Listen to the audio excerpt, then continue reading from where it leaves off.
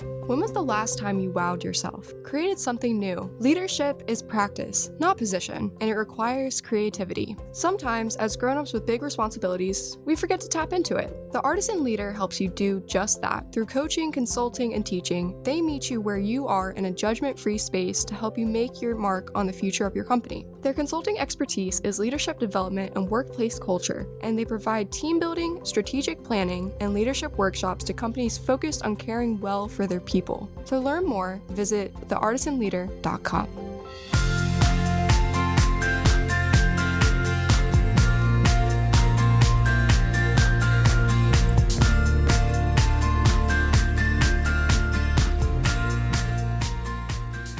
Good morning and welcome back to the Chamber Vibes podcast. Today is September 27th and I am Foster Garrett, your host. It is so awesome to say that because I've been abandoned by my co-host Kayla Waller, who's our CEO and president. She has more important things to do than chill with me at the podcast, apparently. I'm joking, but she really does have a lot on her plate and I am relieving her from her post.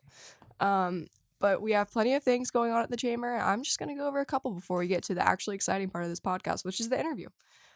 So first thing coming up is tomorrow. We are so excited. We are going to be at Beals for a Live at 5, which is our after hours networking. That's 5 to 6 p.m. tomorrow, September 28th. Come on down to Beals. If you haven't been there before, dude, why? Because you just have to go.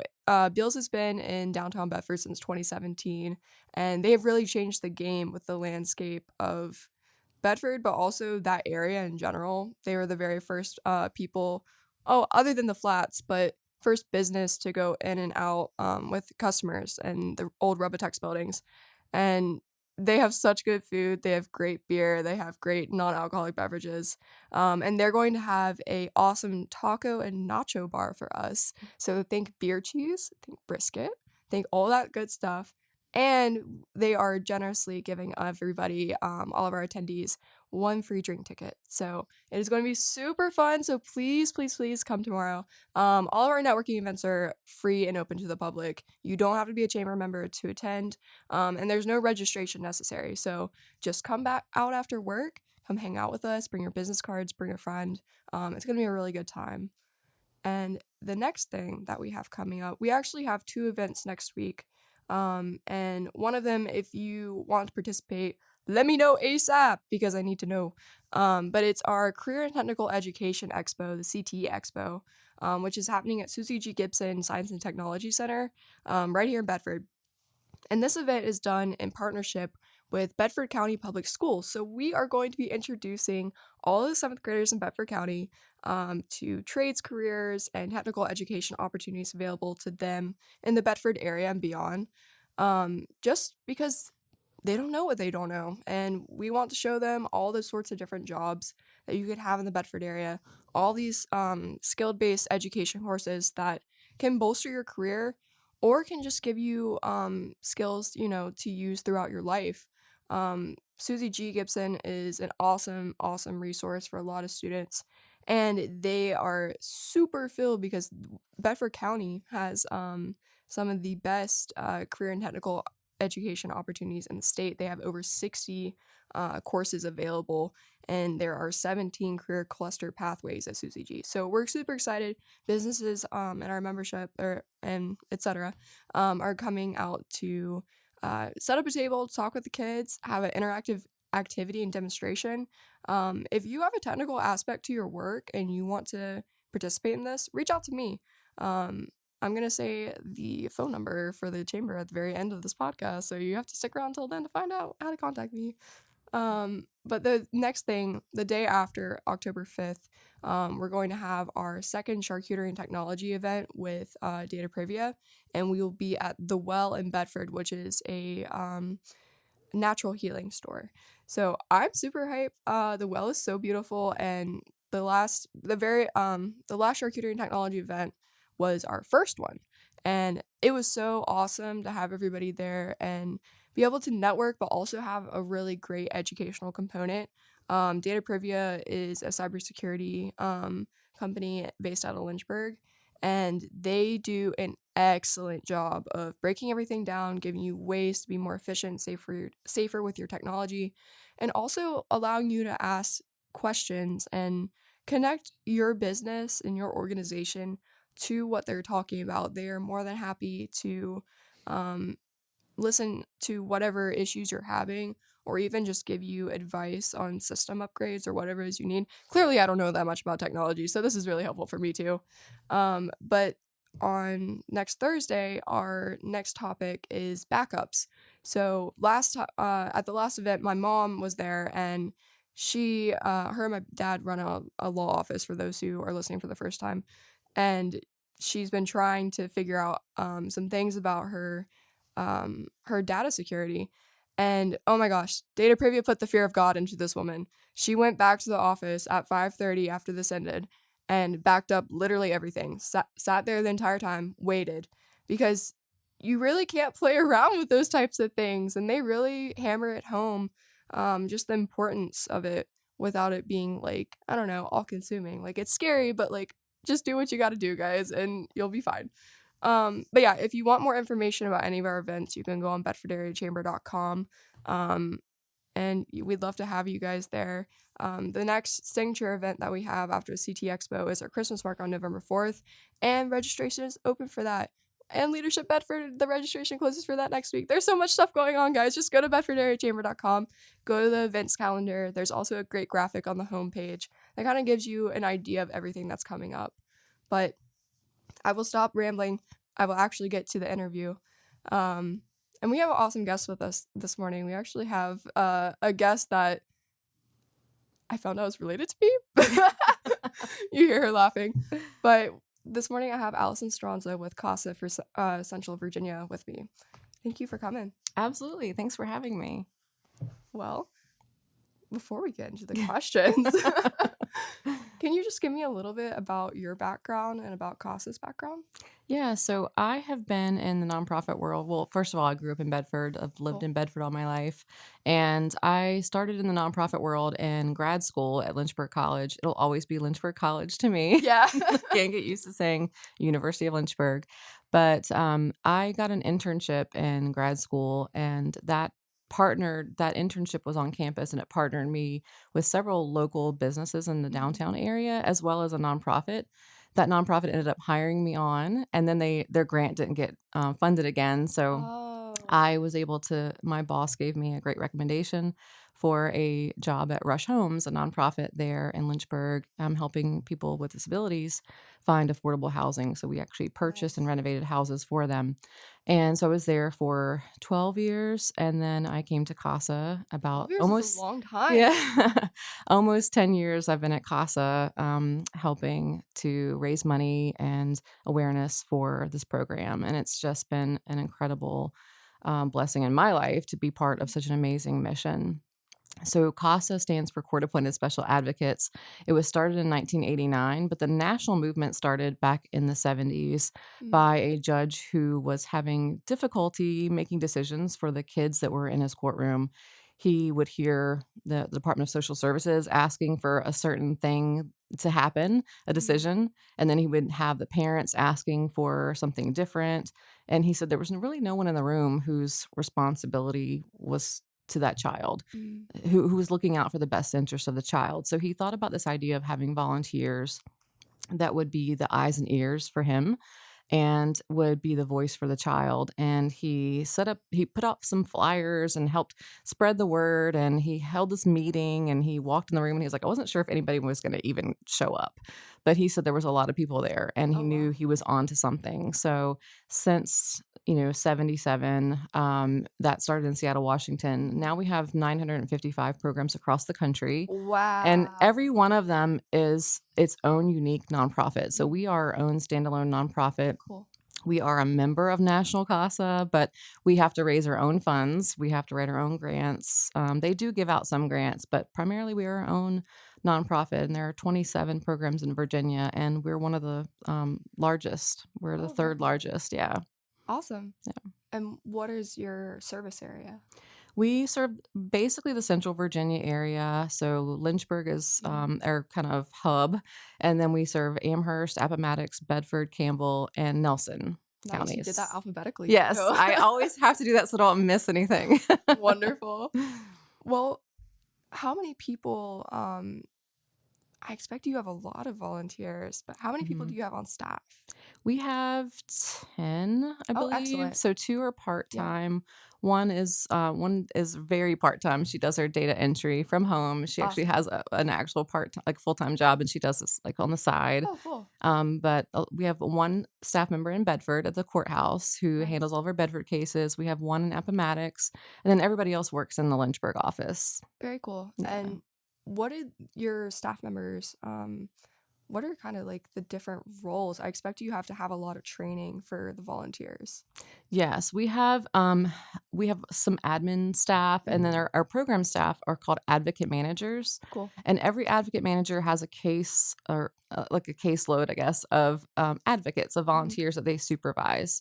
And because each advocate has basically one, maybe two cases at a time, but primarily one case at a time. And That's nice. we have a lot of support for our volunteers. We Mhm. don't expect our volunteers just to be experts in everything that they run across because there's so many different unique situations Mhm. that they come across. So they go to court with them every time the case goes to court, no matter if they've been a volunteer for a year or 10 years. They are always in court with them Nice. to be their support and to give them guidance. And then they also edit their court report. So when the volunteer has to go to court, Mhm. they submit a court report to the judge that the judge reads to help he or she make an informed decision Yeah. about that child. And that's a big piece of what we do and what we teach. So there is a lot of support behind Mhm. the advocate manager role.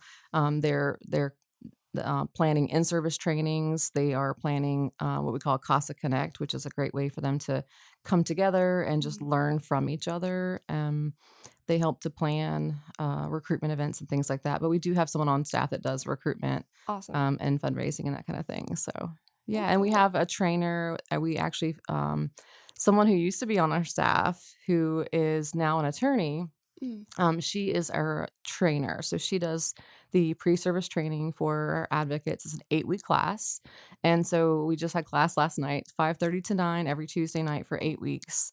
And then they have an induction ceremony by a local judge, and they are official at that point.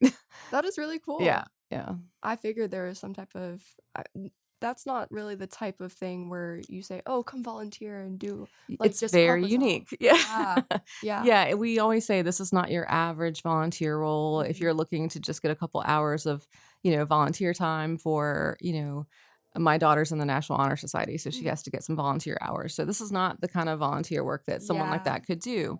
It definitely requires a lot more time and training. And but you don't have to have a certain skill set. You don't have to be is that gonna there's a train going by. I love it. Yeah, just the casual train at Just 9:20 every casual. day. But yeah, you don't have to be a social worker. You don't have to have a law degree to be a CASA volunteer. You don't have to have any special training. You basically have to have the time. That's a Mhm. big piece of it, is having the time and having the passion to help kids because it's really difficult. I mean, you see Yeah. some of the worst cases of abuse and neglect, and so you have to be ready for that Mhm. and understand that it's going to be hard sometimes. But we tell our volunteers, you cannot quit on these kids. Like Yeah. once you accept a case, you cannot let these kids down. It's just critical because they've already been let down by the Mhm. adults in their lives. We cannot have Casa be another person on that list. That gave me chills a little bit. I mean, seriously though, because I really love kids, but there are some things like I volunteer at the animal shelter and sometimes that's hard. I can't imagine working with children that Yeah. have not been loved the way that they should. Yeah, I mean, and these parents are fighting addictions. That's Mhm. in a lot of our cases, they're fighting addictions and it's difficult. Mhm. And so, sometimes it's good to have these kids, out of the home for a time so the parents can, you know, get the treatment that they need to get their kids back and be healthy and available for their Mhm. kids. So what children are typically assigned to CASA? Yeah, so basically, any abuse or neglect case Mhm. can be appointed to Casa, and it's up to the judge whether they want to assign that case to us. Some judges in some of our localities give us everything. Oh, really? Like our Bedford judge, Judge Harrison, he's awesome. He Aw. loves Casa and he gives us a lot of cases. Sometimes a little too many and we can't handle it. But and then there's some who will give us cases whenever we have a volunteer available to Mhm. appoint to it. So it just really depends. But the children are of all ages. We see infants as soon as they're born Oh, because wow. been born substance exposed. And we can serve kids all the way up until age 21. Once they turn Oh, cool. 18, they can choose to stay in the foster care system through a special program that helps them learn independent living skills and helps them become like financially Independent. healthy, Yeah. independent, like Yeah. learn those financial skills. Um, so, kids who come to us have either experienced physical abuse, Mhm. sexual abuse, they've been part of a domestic violence situation because witnessing domestic violence is child abuse. It's Mhm. very traumatizing for kids to be part of that and to see that and to hear that. Um, substance abuse is another big one we have in a lot of our cases, and that is also considered child abuse because there is a danger to kids Mhm. being exposed to drugs in the home.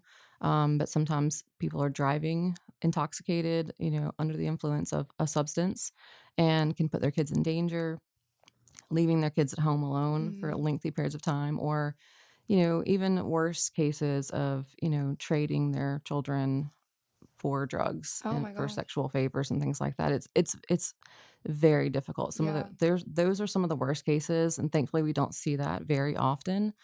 But when we do, it's very difficult. And so you can see this is a hard role. This is, you know, something you have. We always tell people if you're thinking about becoming a CASA, give it some time. Like really sit with it for a Mhm. while.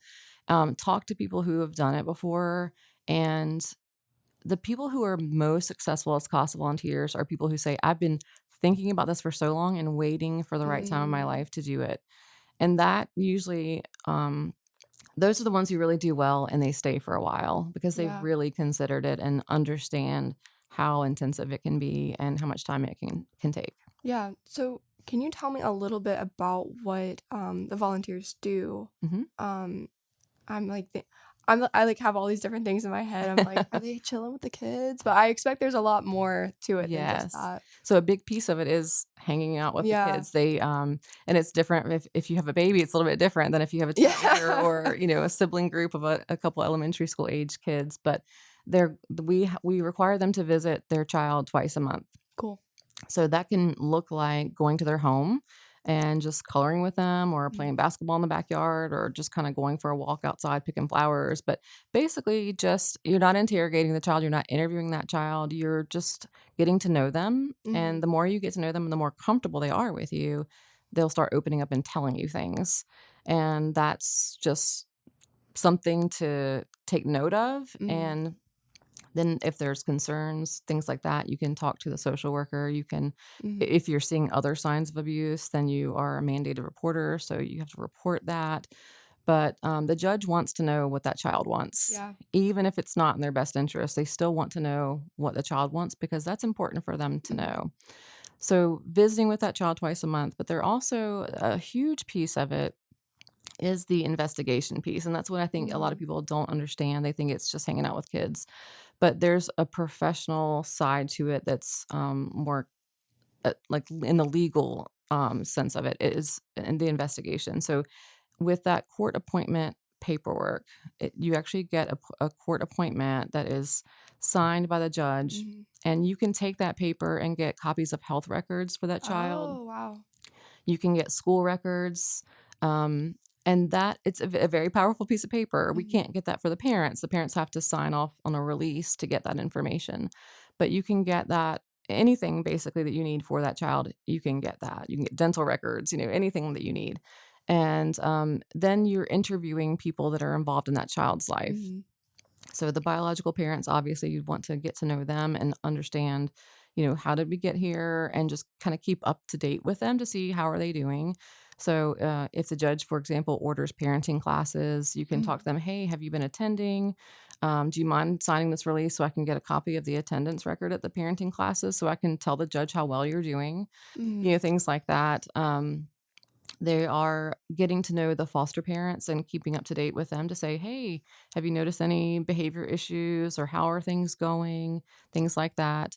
They can talk to teachers to say, hey, what have you noticed? How are things going? School nurses, basically anyone. I was gonna And so say, that's a lot. it's a lot. Yeah, basically, you're in the beginning, it's a lot because you're really getting to know everybody involved in that child's life, Yeah. and basically anybody who's petitioning for custody of that child. Mm. Um, you would want to spend significant time getting to know them as well. And all of this information you're just absorbing like a sponge. And then the next time you go to court, you submit a court report. Mhm. And this court report gives a lot of information. It's basically, how did we get here? Tell me about the child. Tell me about the parents. What are your observations? And then what are your recommendations? Those recommendations, that's very powerful for that CASA volunteer. Yeah. They can make a huge difference. The judge can choose to accept those recommendations or not. But we have, I think, almost an 80% recommendation Excellent. acceptance rate. That So is our really judges nice. value our CASA volunteers, and we meet with our judges frequently. Mhm. And they tell us, we read that court report before we read anything else in our stack of papers. Nice. And I love to hear that Yeah. because it tells our volunteers how much they are valued. But they know that volunteer knows that child better than anyone else, Yes. because they have sometimes kids who've gone through trauma have behavior issues. Mhm. Um, it's when you see kids acting out at school, for example, you we're trying to get. I want people to shift their mindset, like not what's wrong with you, but what has Mhm. happened to you. Mhm. Like, what has a child gone through to make them have these outbursts, or just a myriad of issues that can Mhm. happen when kids have gone through trauma.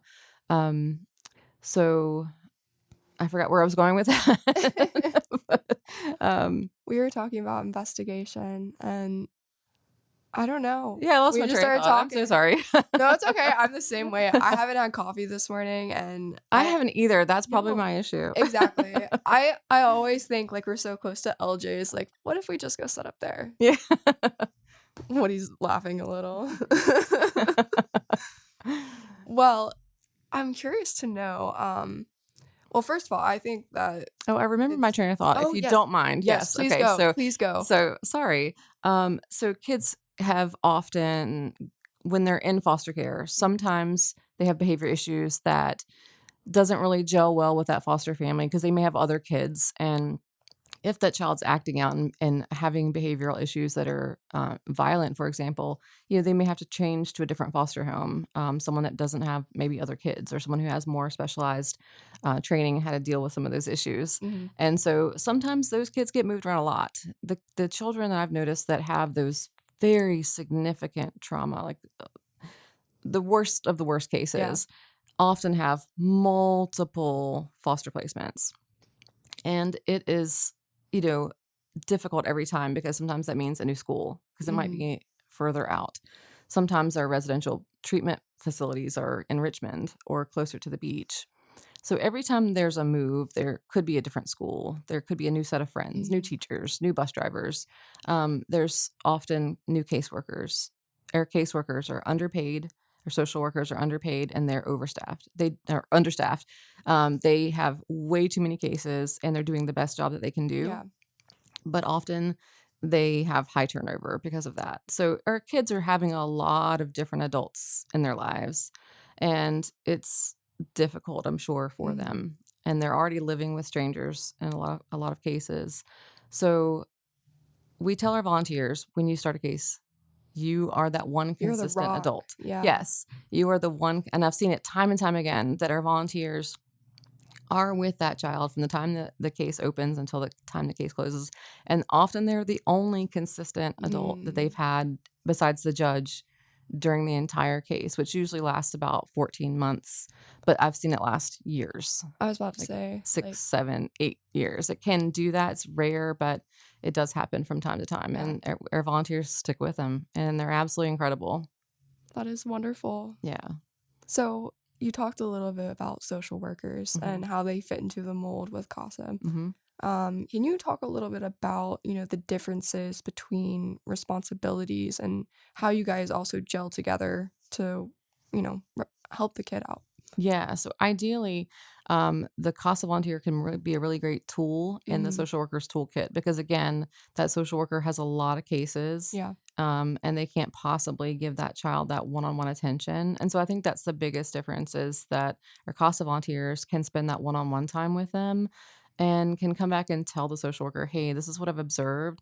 And that social worker has those resources, the funding and different things that Mhm. they can put into place because at that time if they're in foster care the social worker is the guardian Yeah. of that child and so they have the authority to make decisions for the child in terms of foster placements Mhm. and things like that so the cost of volunteer doesn't have the power to do that but they can write Yeah. recommendations but when there's a really good relationship between the cost volunteer and the social worker it can be a beautiful thing and a lot of Mhm. great things can happen for the benefit of that child. I was gonna say it sounds kind of like Casa is the eyes and ears, and social workers are more of the hands and legs. Yeah, Yeah. yeah, it really Okay, is. cool. Yeah, yeah. That's a great way to look at it. Yeah. Well, thank you, brain, for actually working for a second. So, how many do you know how many cases you're helping out on right now? Oh, that's a good question. Right now, I don't have that number in front of me right now. We look at our numbers at every staff meeting, and Oh, it's been cool. almost a month, I think, since we've had a staff meeting. So I don't have that number in front of me, but we Just a we guesstimation. probably have about 60 volunteers working on cases right Wow. now, I would guess.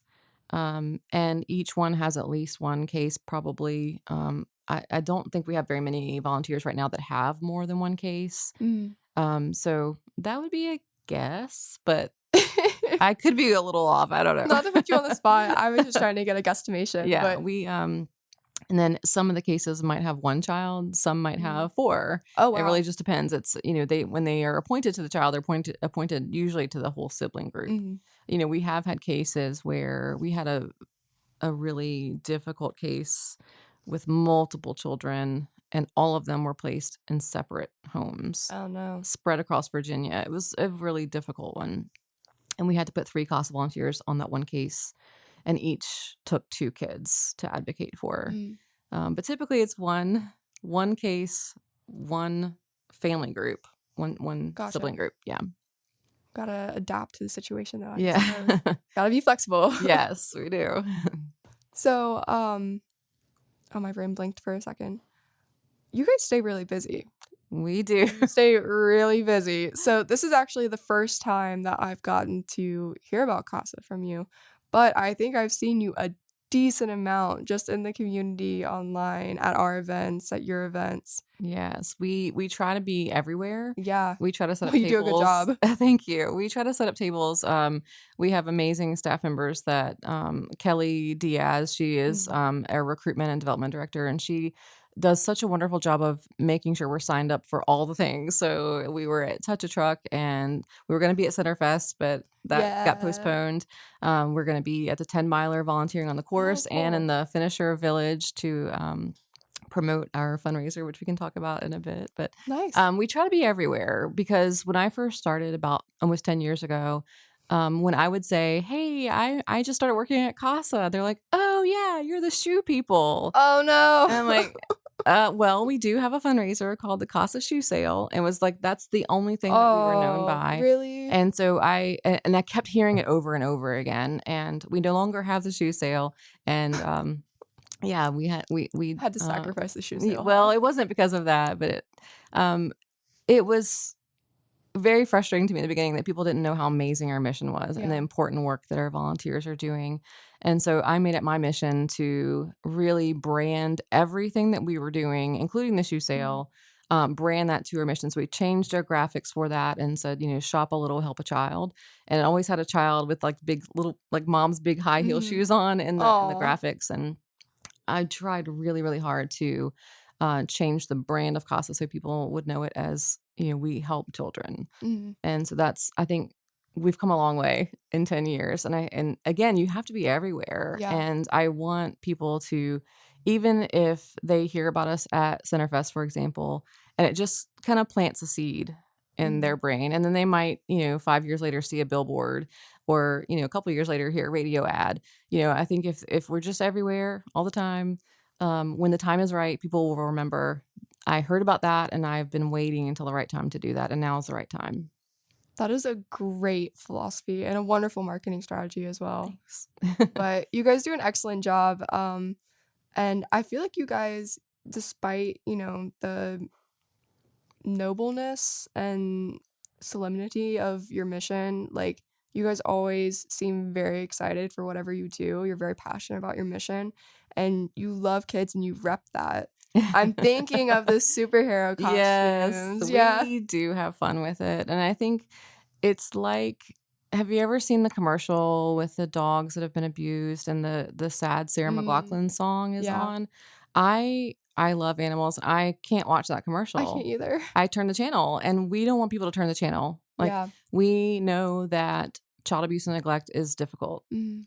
and we know there's a huge need for volunteers, and if we make it too down and sad, then people are not going to want to step up to it. Mhm. So we have to really, have fun with the events that we do to bring awareness to Casa. So we do try to have a good time. Otherwise, people are not going to come to our table and Yeah. talk to us. So we were at the Bedford Chamber event recently Mhm. at the Y, and we were dressed as Super Mario and Super Mario characters because we have our superhero run coming up, and the theme this year is Mario and Luigi. So Oh, we're excellent. having a lot of fun with it this year. The graphics are so fun, and all the billboards that we're putting out, and the T-shirts. Yeah. Yeah, I love So, it. what date is the superhero run? Just It's tell me a November little about it. 4th, Okay. which I know you have something else going on. It's okay, everything's that day apparently. I know, I know. So it's November 4th at Percival's Island Trail. It's Cool. a 5K and a kids fun run, and all the kids get a cape and a medal at the Oh, finish line, and they chase the villains to the halfway point, and nice. then they turn around and come back and get their medal and their snack bag, and it is my favorite event. The 5K is also fun, and Mhm. adults can come dressed as superheroes or just wear their superhero shirt or just wear whatever. We don't really care. We're not going to turn you away if you're not dressed as Captain America, but it's so much fun. It is last year we had a little bit of rain, but people still came out dressed up. Mhm. I love it. It's a great day. Awesome. How long you guys have been doing that event? This is our ninth year. Yeah. Wow, So when that's I first started awesome. at Casa, we knew that the shoe sale was kind of not raising the money that it used to Mhm. raise back in the previous years. And so I had heard other Casa programs doing this race, and so I started Mhm. reaching out to learn more, and I thought this would be so much fun. And back then I used to run a lot, and it made sense. I knew about races, and our first year that we did it was in 2015, and I was told by someone who shall remain nameless, but he said you'll probably have about 100 runners and maybe 30 kids. We had 700 people sign up for that race to the point where we had to cut off the kids. It was like 240 kids, I Oh my think, gosh. and, we had to divide them up into heats because sending that many kids Yeah. out onto an island at one time is a little scary, True. and as the mission of CASA is keeping kids safe, and Safety so first, always. yes. So we had to regroup and, change our strategy a bit, but it has been consistently, around, set between 7 and 900 Mhm. runners every year except for It's COVID. incredible. Yeah. At COVID, we did a virtual race that was kinda wah, I wah, was about to say a virtual race. Yeah, we had people coming to pick up their packets at packet pickup, and we normally say, "Hey, I'll see you in the morning. So glad can't Mhm. wait to see you in your costumes," and the little kids coming up and go, "Can't wait to see you in your cape," and everybody's usually really excited. I'm like, I'll see you if you post on Facebook." So, Please. yeah, it was not the best year, but everyone still supported us, and we made the best of it. I feel like you guys have a lot of great, community support and involvement from a lot of fellow businesses and just a We lot of do, individuals too, yes, we yeah. do. So many businesses support us in terms of sponsorships, Mhm. but also just donating, Yeah. doing roundup campaigns for Child Abuse Prevention Month, which is in April. We have a lot of coffee shops and places that will do a Mhm. roundup campaign for that. We have businesses that donate or restaurants that donate meals to us for our Oh, training very classes. nice. So last night, Jersey Mike's, for example, gave us Yeah. free subs for trainees, which is just amazing. So we could not do this alone. It takes a village. Mhm. And we are just very grateful for everybody who steps up to do just anything. If we all do a little, we can help so many Yeah, or so totally. much.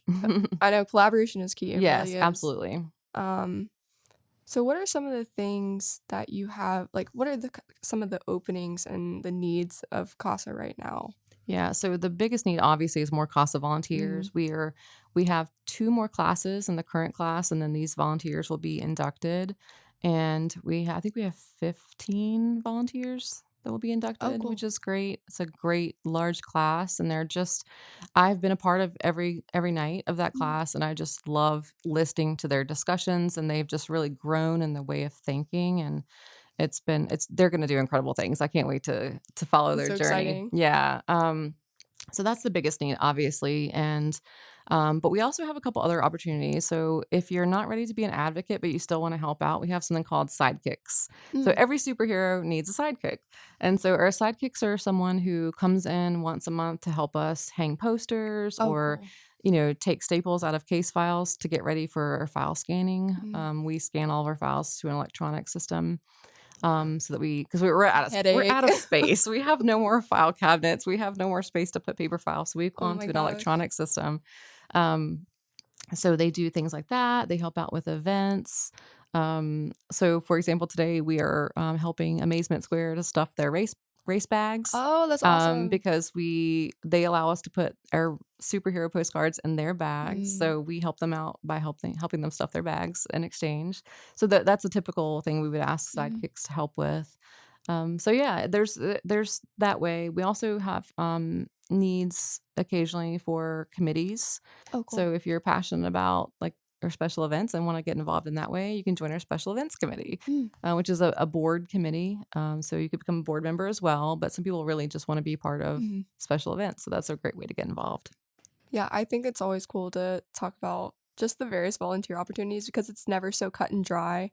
Um, every single organization, nonprofit or otherwise, needs help Yes. in some way, shape, or form. Yes, and you gotta find your passion. So Yeah, what there's so many nonprofits, and you there can't are. possibly help them all, but you can find that one that you're passionate about and get involved in some way, and even if that's just making, Mm. we have a monthly donor society called Champions for Change, and our donors and that donate any amount monthly, and that just helps us to have that consistent income coming in, Mm. and that's something that's easy to do. If you have a Hulu subscription or a Netflix subscription, just have a Casa subscription, $10 a month, $30 a month, something like that. It really makes a big difference. Yeah. Well, awesome. Is there anything else that you'd like to cover? I'm sure you guys have so much more that you could talk about. Yeah. Yeah, I'm trying to think. We've talked about a lot of things. I don't know. Do you have any other burning I questions? don't think so. I feel like my curiosity has been mostly sated, but I think if there are any businesses listening right now, I believe we have one no 20 I think we're $2,500 away from meeting our superhero sponsorship goal. oh, exciting. So if there's anyone who wants to do a 2,500 or a couple, we have a $1,500 level, $1,000 level, 500 and 250. Mm. And so there, any size business could be involved as a sponsor, and there are different perks, of course, along the way. And so we're so close to hitting our goal, and I would love to just wrap that up and And you heard what Allison said earlier, they have between 700 and 900 people every single oh, year. it's so much fun, and even more people see the ads for it, and Mhm. will at least look at the website and see all those sponsor logos on there. So it's a great way to get involved. And Well, $2,500 gets you a booth at the festival, oh, at the very Finish Line nice. Festival. Oh, Which, exciting. yeah, yeah. Well, if people want to get in touch with you, what's the best way to do so? So they can email me, and it's probably easiest because people spell my name wrong sometimes. But you can do info@cvcasa.org, and that comes right to me, or Allison@cvcasa.org. But our website is cvcasa.org. And if you're interested in the race, it's lynchburgsuperherorun.com. Oh, the race has its own website, It huh? does. It's just that big. It's just that big. And our phone number, if you want to get in touch with our office, is 434 485 7260. Well, awesome. Thank you so much for joining me this Absolutely. Thank morning. you so much. You asked Of great course. questions Oh, and just thank really you. appreciate it. I do my best. I appreciate you coming on here. And it's always cool to talk to members and just kind of get to know, the needs of everybody. And it's so helpful for just having face to face conversations because I'm so curious and I generally enjoy it, but it also really helps me make referrals. Yeah, So absolutely. if you're listening to the podcast, come on the podcast.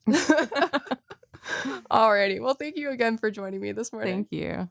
And if anybody is interested and has any questions for the chamber, you can give us a call at 540-586-9401. And our website, as I mentioned before, is bedfordareachamber.com. We have all of our good stuff on there, all of our benefits if you're interested in becoming a member. If you want to find out who our members are, we have locational maps, we have a huge directory, and there's just all of our events and services. So go check it out. And we'll see you next week with another Chamber Vibes podcast.